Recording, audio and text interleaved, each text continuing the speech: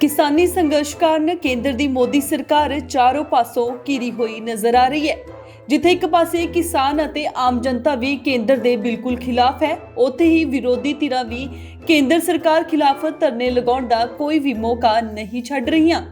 ताजा मामला लुधियाना दा है, जिथे कि लुधियाना च कांग्रेसी वर्करां ਵੱਲੋਂ केंद्र दी मोदी सरकार खिलाफ अजिहा अनोखे ढंग नाल प्रदर्शन किया गया, जिसनूं वेख के कोई भी अपना हासा रोक ही ना पाए। जी हाँ, तस्वीरां विच तुसीं वेख रहे हो कि किस तरह मोदी अमित शाह ਅਤੇ तोमर नूं एक औरत वाले 16 श्रृंगार कीते नजर आ रहे ने। ਇੱਥੇ ਹੀ ਪ੍ਰਧਾਨ ਮੰਤਰੀ ਨਰਿੰਦਰ ਮੋਦੀ, ਗ੍ਰਹਿ ਮੰਤਰੀ ਅਮਿਤ ਸ਼ਾਹ ਅਤੇ ਖੇਤੀਬਾੜੀ ਮੰਤਰੀ ਨਰਿੰਦਰ ਤੋਮਰ ਨੂੰ ਮਹਿਲਾਵਾਂ ਦੇ ਲਿਬਾਸ ਪਹਿਨਾ ਕੇ ਉਹਨਾਂ ਦੇ ਗਲੇ ਵਿੱਚ ਚੂੜੀਆਂ, ਬੁੱਲਾਂ ਤੇ ਲਿਪਸਟਿਕ ਲਗਾ ਕੇ ਕੇਂਦਰ ਦੀ ਮੋਦੀ ਸਰਕਾਰ ਖਿਲਾਫ ਜੰਮ ਕੇ ਨਾਅਰੇਬਾਜ਼ੀ ਕੀਤੀ ਗਈ।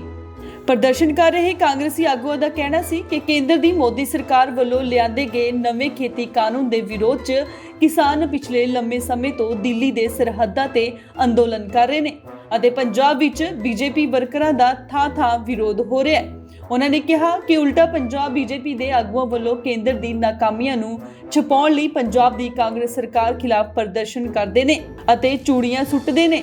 ਉਹਨਾਂ ਨੇ ਕਿਹਾ ਕਿ ਕਾਂਗਰਸੀ ਆਗੂਆਂ ਨੂੰ ਚੂੜੀਆਂ ਦੀ ਲੋੜ ਨਹੀਂ, ਉਹ ਕਿਸਾਨਾਂ ਦੇ ਹਿੱਤ ਵਿੱਚ ਕੰਮ ਕਰ ਰਹੇ ਨੇ। ਉਹਨਾਂ ਨੇ ਕਿਹਾ ਕਿ ਚੂੜੀਆਂ, ਲਿਪਸਟਿਕ ਅਤੇ ਅਸਲੀ ਹੱਕਦਾਰ ਕੇਂਦਰ ਦੀ ਮੋਦੀ ਸਰਕਾਰ ਹੈ। ਇਸ ਲਈ ਉਹਨਾਂ ਨੇ ਅੱਜ ਪ੍ਰਧਾਨ ਮੰਤਰੀ ਨਰਿੰਦਰ ਮੋਦੀ, ਗ੍ਰਹਿ ਮੰਤਰੀ ਅਮਿਤ ਸ਼ਾਹ ਅਤੇ ਖੇਤੀ ਮੰਤਰੀ ਨਰਿੰਦਰ ਤੋਮਰ ਨੂੰ ਮਹਿਲਾਵਾਂ ਦੇ ਲਿਬਾਸ ਪਹਿਨਾ ਕੇ, ਚੂੜੀਆਂ ਪਾ ਕੇ ਤੇ ਲਿਪਸਟਿਕ ਲਗਾ ਕੇ ਪ੍ਰਦਰਸ਼ਨ ਕਰ ਰਹੇ ਹਨ, ਤਾਂ ਕਿ ਉਹਨਾਂ ਨੂੰ ਅਹਿਸਾਸ ਕਰਾਇਆ ਜਾ ਸਕੇ ਕਿ ਉਹ ਪੰਜਾਬ ਦੇ ਨਾਲ ਧੱਕਾ ਕਰ ਰਹੇ ਨੇ। ਉਹਨਾਂ ਨੇ ਕੇਂਦਰ ਸਰਕਾਰ ਕੋਲੋਂ ਅਪੀਲ ਕੀਤੀ ਕਿ ਉਹ ਜਲਦ ਤੋਂ ਜਲਦ ਨਵੇਂ ਖੇਤੀ ਕਾਨੂੰਨਾਂ ਨੂੰ ਰੱਦ ਕਰਨ ਅਤੇ ਪੰਜਾਬ ਦੇ ਨਾਲ ਦੋਹਰੀ ਰਾਜਨੀਤੀ ਬੰਦ ਕਰਨ। ਹਾਂਜੀ, ਮੇਰਾ ਨਾਮ ਸੁਸ਼ੀਲ ਕੁਮਾਰ ਲੱਕੀ ਹੈ। ਅਸੀਂ ਅੱਜ ਨਿੰਮੋਵਾਲਾ ਚੌਂਕ ਦੇ ਵਿੱਚ ਜਿਹੜੇ ਅਮਿਤ ਸ਼ਾਹ, ਮੋਦੀ ਜੀ ਤੇ ਜਿਹੜੇ ਕਾਨੂੰਨ ਮੰਤਰੀ ਜਿਹੜੇ ਸੀ, ਇਹਨਾਂ ਦੇ ਤਿੰਨਾਂ ਦੇ ਲਹਿੰਗਾ ਚੋਲੀ ਪਵਾਇਆ, ਚੂੜੀਆਂ, ਲਿਪਸਟਿਕ, ਬਿੰਦੀ ਸੀ ਇਹਨਾਂ ਲਗਾਈ ਹੈ। ਅਸੀਂ ਦੇਖੋ ਜਿਹੜਾ ਪਿਛਲੇ ਦਿਨ ਭਾਰਤ ਭੂਸ਼ਣ ਜੀ ਸਾਡੇ ਮੰਤਰੀ, ਸਾਡੇ ਕੈਬਨਿਟ ਮੰਤਰੀ ਹੈ, ਇਹ ਉਹਨਾਂ ਦੇ ਘਰ ਜਿਹੜੀ ਇਹਨਾਂ ਦੀ ਬੀਜੇਪੀ ਮਹਿਲਾ ਉਹਨਾਂ ਦੇ ਘਰ ਚੂੜੀਆਂ ਸੁੱਟਣ ਗਏ ਸੀ। ਅਸੀਂ ਉਹਨਾਂ ਦੇ ਜਿਹੜਾ ਵਿਰੋਧ ਕੀਤਾ ਕਿ ਜਿਹੜਾ ਚੂੜੀਆਂ ਦਾ ਹੱਕਦਾਰ ਹੈ ਸਹੀ ਮੈਨੇ ਮੋਦੀ ਜੀ ਹੈ, ਜਿਨ੍ਹਾਂ ਨੇ ਆਪਣੇ ਹਿੰਦੁਸਤਾਨ ਦਾ ਬੇੜਾ ਗਰਕ ਕੀਤਾ।